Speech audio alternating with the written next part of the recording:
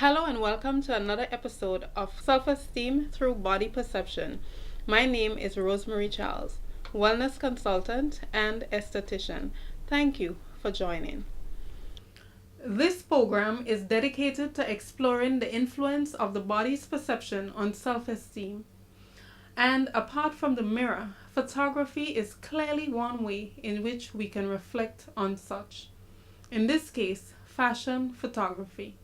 Today we take you out of the television studio and into the scenic landscaping home of Mr. Michael Stephen Straley and his wife Candy, who both have moved to Grenada from the United States and have spent time, energy, and a bit of money to assist fashion designers right here in Grenada.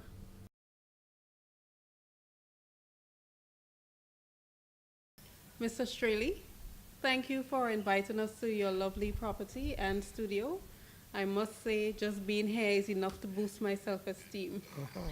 Could you, for the benefit of the viewers, tell us who you are? Just a bit of what you do also. Sure. I'm Michael Straley. My company is Straley Photography. I shoot, I'm a still photographer. I do not do video. Okay. Which in today's world is a little bit weird because everybody's doing video. I focus on fashion, beauty, and carnival. I'm the official photographer for Spice Mess. I've been that for 2 years. And photography is just something that totally turns me on, every aspect of it. Wonderful. Yeah. Well, photography, we know, is something that is very essential to our day-to-day life as far as I'm concerned. It has a lot to do with boosting our self-esteem or self-confidence in terms of the preparation and what it takes. But could you tell us what inspired you to get into fashion photography? I can. Mm-hmm. Just a little. I used to shoot buildings, birds, flowers, architectural things. And I took my first course, just for the heck of it, in boudoir photography. And I went home and I said, no more birds to my wife. The most exciting thing for me is when you see someone walking down the runway and you're at the end of the runway and that thing that they're wearing, that garment, is moving and the textures are great and the drape is great. And I just get totally excited by being able to actually capture it and present it to somebody. Because that moment is never going to happen again. Absolutely. Yeah. Sometimes I'm yelling and screaming with the crowd. You know, I've seen a lot of your photos online, and they're absolutely breathtaking, I must say. Mm-hmm. Definitely, I guess it says a lot. It says a lot about the quality of the equipment you have also. Yep. Could you tell us what it takes to take good photos? Sure. Well, I've spent a lot of money on very good equipment. Mm-hmm. I've got the best cameras that I use for specific purposes. I've learned how to use it in motion when people are running down the runway at me, when they're standing there in the wind with cloth blowing, and when they're just posing. So I've learned how to use it, and then I've got a very powerful computer. It's a specialty computer that handles very large files, and I try to be very meticulous about getting it right in the camera, but also processing it so it's the right color light. I remove the blemishes. I tuck in little places that shouldn't be there. Absolutely. Okay? Mm-hmm. I don't do plastic skin, though, like, that everybody else does. When you see the cell phone pictures and it looks like a Barbie doll, The filter. Mm-hmm. I want to see real people's skin, Okay. real people's lips. So you just do a minor touch-up here and there where it's required. Well, I don't wreck the image in doing it is really it. Sometimes it takes me 2 or 3 hours to do an image. I can show you some of those later. Could you tell us your client base? What Sure. makes up your client base? Who Sure. are your clients? So, these things change over time. Right now, since I'm doing so much focus on fashion versus beauty, my client base is very large New York magazine, New York fashion magazine, high quality. They just asked me this week to be a contributing photographer, so I'll be on their masthead. Absolutely. And I'm going to keep submitting images to them. I'm also spending a lot of time right now on a calendar project. I did a calendar last year. It was pretty unique, I think. This year, the plan is to have it be bigger, better, better color, more distribution, again, focusing on fashion in Grenada. All Grenadian models, Grenadian designers, Grenadian makeup in Grenadian locations. I'm super excited about that. And we've got some great response from the designers. Yeah. And the last thing is individuals, whether they're here from Canada, which just happened, and they've seen my work and wanted to work with me, or whether they're local people who need a portfolio. You know, I'm there. Right. I'm the guy I want them to shoot with. Right. Okay? So are you one of those fashion photographers that specifically would only shoot very petite women or very tall women, or are you very broad spectrum? That's a great question, by the way. I shoot everybody that's serious about working. So whether they're white or black or yellow, whether they're tall or short or heavy or skinny, my job, I feel, is to make people look their best. And I consistently get feedback from them saying, I never knew I could look so good. Great. You know, when I hear that, that's worth more than money to me. I just get this joy in my heart. Absolutely. So I have people that have written to me saying, I can't believe I could look like that. And I didn't make their nose smaller or their breasts bigger. I didn't do any of that stuff. Right. You know, I looked at them, I talked to them, and I was able to capture, I may be getting too weird here, I try to capture their essence in the image, Absolutely. and then I can share it. From my research about photography, and in this case fashion photography in particular, a photographer has two main roles. One is technical, which we all are aware of, but the second role, which a lot of people overlook, but is very critical, especially when we're talking about self-esteem and influencing the self-esteem of people, young people in particular. The photographer's role is to calm the client, to also ease their nerves, you know, also show them different poses which may be appropriate to their body type and height and the attire they're wearing. Now, ultimately leading to the end result, which is a beautiful or exotic photo. From your experience over the years, could you tell me how photography has influenced the lives of some of your clients? How have you noticed it's impacting them, you know, over the years, and even in one client in particular, how have you noticed that person's confidence has changed and improved or stuff? Okay. Well, you know, it's kind of on a daily basis that it happens.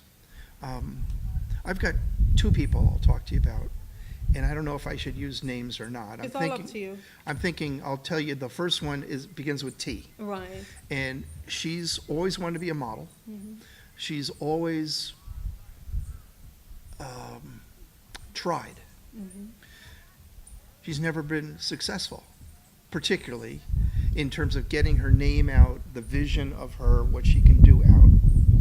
When we started working together last year, and I've shot her maybe 4 or 5 times now, I put her through a course that I teach on basic fashion photography, posing, skills. I've put together 5 rules that I think most women should use when they're posing for fashion photography. Or at least know them enough so that if you want to break the rule, you can. Since we've been working this year, she's been in iFashion magazine, an international magazine with 500,000 readers, 2 different times. Wonderful. Okay?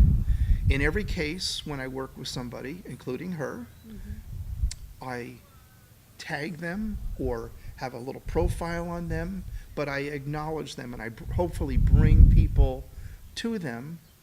If I'm allowed, I publish their phone number or their contact information. Or when people call me and say, who is that woman, I set it up, because I'm not trying to keep her stuck in Grenada. I actually want her to go to New York. We've talked about getting her to New York. I've got people there who can get her into casting calls, and it's still a really long shot.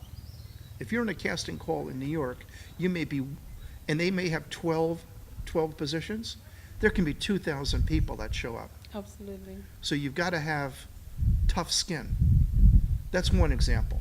Existing model, we got her to the next level. The second one is a friend of my makeup person. I saw her picture. I said, this woman should be a model. And the makeup person assured me, no way, no possible way is she going to be even interested in talking to you. I got her phone number, and she was at my studio a year ago, I think to the day, and we've shot 4 or 5 times. She was in a shoot that I'll go through with you, I hope, if we have time. Yes. And she's been in the New York Fashion Magazine too. In fact, they were both in the magazine together. I love that she's now confident. We ran into a little issue last year when I published a picture called The Silver Bullet, which some of your readers may know about. So Silver Bullet in the US is a can of Coors beer that's silver. Okay. Never occurred to me that people would flip out a little bit when I painted the model with silver paint. She had just such a great attitude about it. She was strong, she was confident, and I've just seen her grow. She's now the president of her class at SGU. Great. That's why she's not here today. She's leading a big class meeting. Absolutely. Okay? But she's someone that I just adore because of her relationship with me is supportive. She trusts me, and we make beautiful images together. Does that answer your question? Sounds good to me. Okay. You know, and in terms of, as you say, Silver Bullet probably had a backlash. You know, fashion and stuff is always subject to interpretation, you know, so. You know, it did have a backlash. It had a lot of people saying nasty things, Right. but even more people said good things. And I got so many private messages and friend requests in that week period that it was amazing. Not that I would ever embarrass somebody on purpose, but if you wanted to, I think that would be a way to do marketing somehow. Absolutely. You know? But it happens, you know, and in some cases, some extreme fashion options that people criticized and complained about or couldn't understand at the moment, it later on turned out to be great trends of the century. I've got one of those to bring up. Men in culottes. Not my thing. Anyway. And we would now look over some of your great photos. This is the section that I was actually waiting for while we were speaking. Okay. I couldn't wait for the opportunity to look through some of your photos and share it with the viewer. I've got 2 projects that I'm working on right now that I think would, if I explain them a little bit, would be responsive to your question. The first is with this iFashion magazine, okay? Briefly, it's a very high quality, you know, lovely images, I can tell. you know, magazine. It's out of New York. It focuses primarily on New York fashion. And they've recently, as I said before, asked me to be a contributing photographer. What that means to me and to Grenadian people is that I will be featured as often as I submit to this magazine. And I'm submitting images that are made in Grenada with all Grenada parts. So if you're a designer and you don't live in Grenada, sure, I'll shoot your stuff. But if you're a Grenadian designer and I shoot it and it's high quality, I'm going to submit it to this magazine. I shot this image, again, Kirk. This image. Lovely images from him, okay? lovely images of Samantha. Great. And I'm not going to go through them all. No. But what's great is that they've never republished an image before. And now they're coming to me and saying, we love this. I mean, they love this. I guess This is a big, Mm-hmm. burly New York editor-in-chief of the magazine is saying, I love that. Again, I'm totally excited. Yes. Okay?